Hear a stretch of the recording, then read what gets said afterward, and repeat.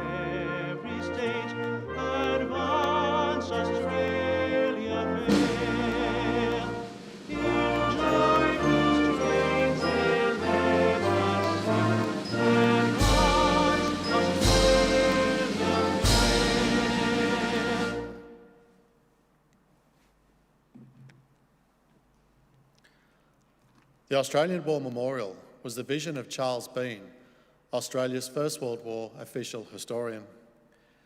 Bean landed with the Australian troops on Gallipoli and stayed with them at the front through to the end of the war.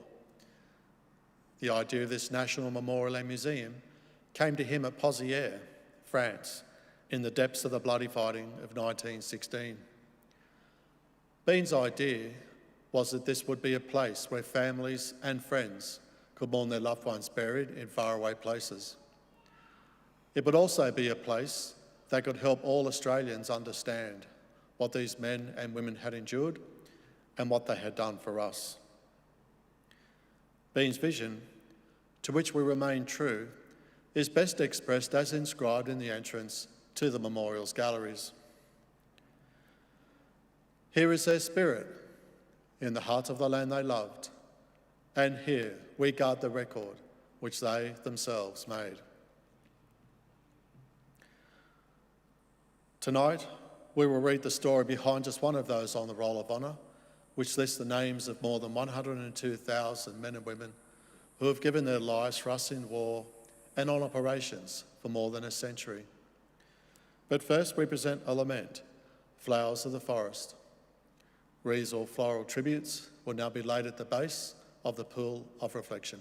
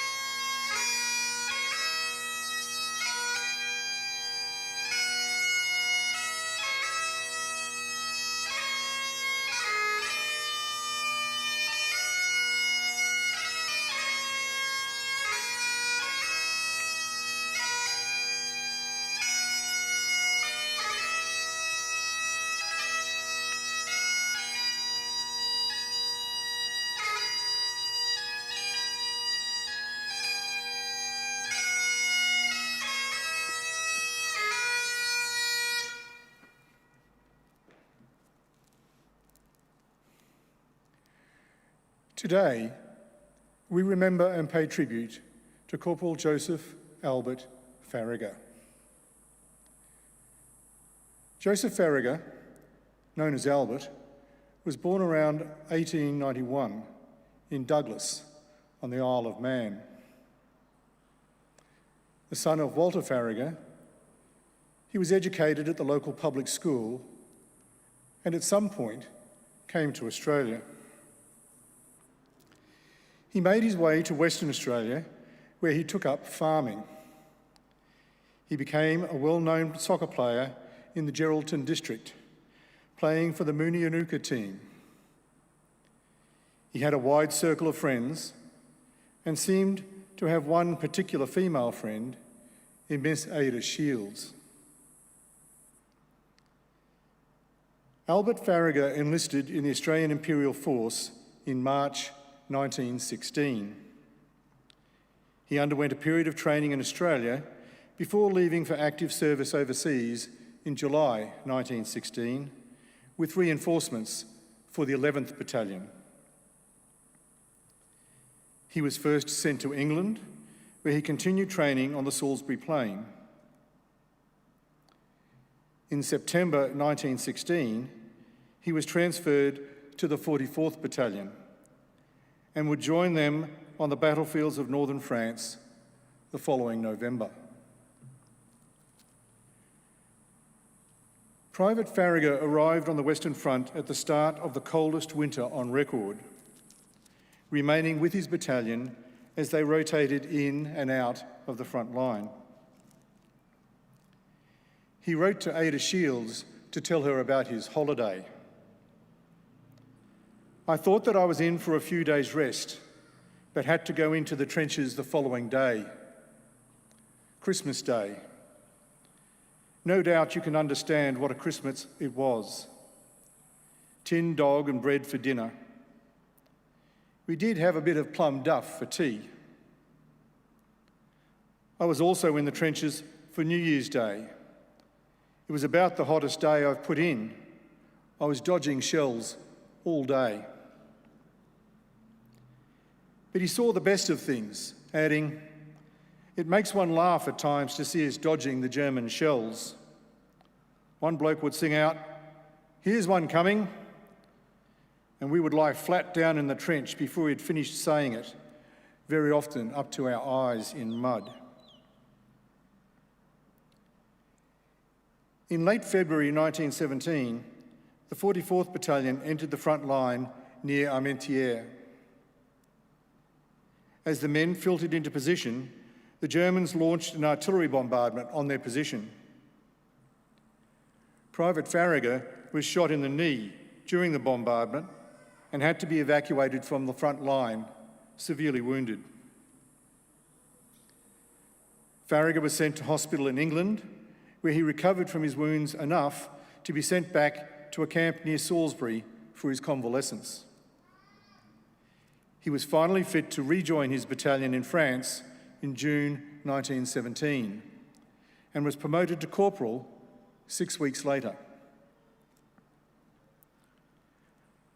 On the 2nd of August 1917, the 44th Battalion was in the front line at Mézines, holding a position that had been captured 2 months before in a spectacular operation launched by explosions from 19 massive mines. There was a considerable amount of artillery fire from both sides going over the men's heads, and the infantry worked hard to repair damaged defences underneath. Patrols snuck out into no man's land under the cover of darkness, trying to get some idea of the enemy's situation. On that day, an artillery shell scored a direct hit on the 44th Battalion's trenches. Corporal Albert Faragher and 3 of his men were instantly killed. A number of Faragher's mates wrote to his family and friends in England and Australia to let them know what had happened to Albert. Private Pearson wrote to a friend in Geraldton to say, "Poor chap, he was killed a few days ago, right alongside me. He was killed right out and suffered not pain. He was a good fighter and knew no fear." Sergeant McClure wrote to Ada Shields saying, "I wrote to his people, and I can tell you I did not care much about the job, as it is a sad one at any time. But I know that those who were dear to him will like to know all about it." It was difficult for McClure to write to Ada too, but he said, "I hope it will make it easier for you when I tell you that Albert was one of the best soldiers in our battalion.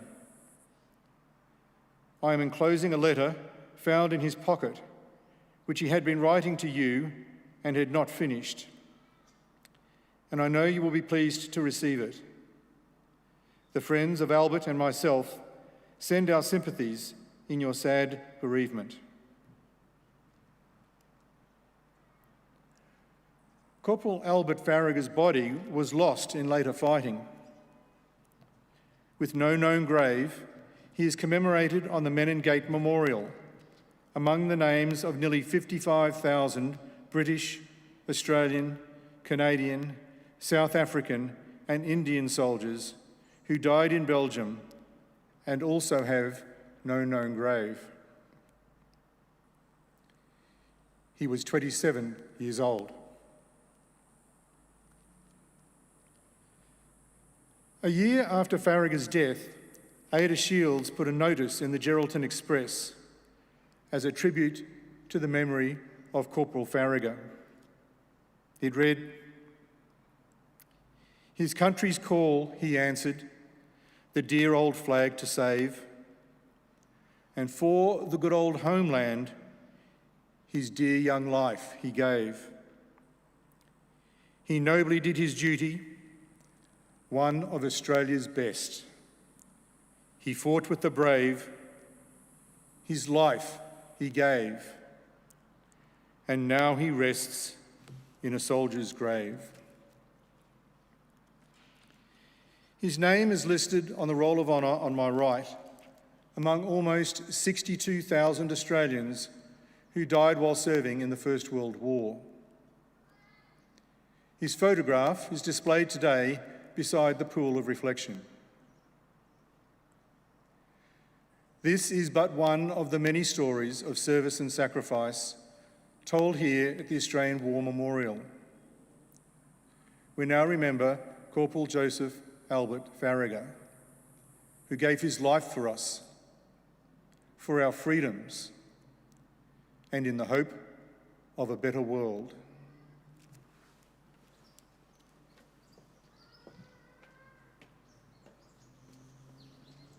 Please stand for the ode and the sounding of the last post.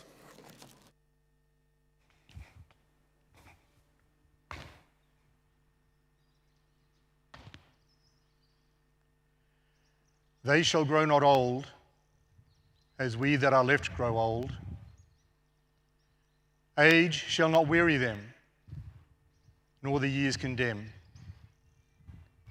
At the going down of the sun, and in the morning, we will remember them.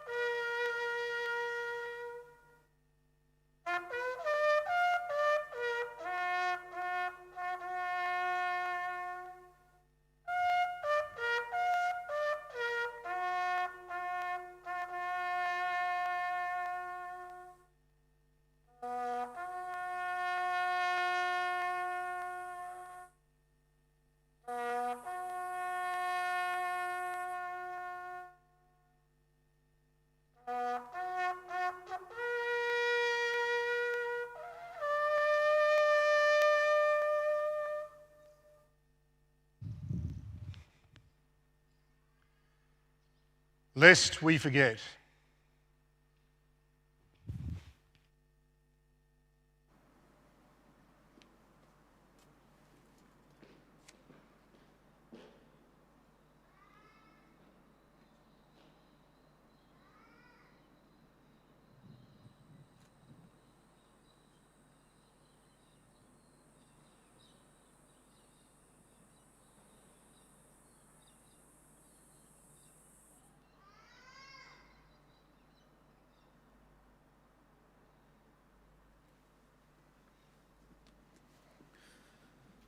We leave you this evening with the words of the memorial's founder, Charles Bean.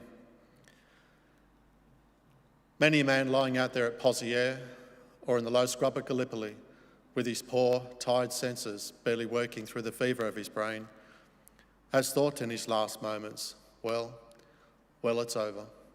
But in Australia, they will be proud of this.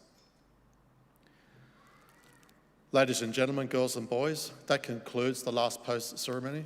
We thank you for visiting the Australian War Memorial, and we wish you all a very good evening.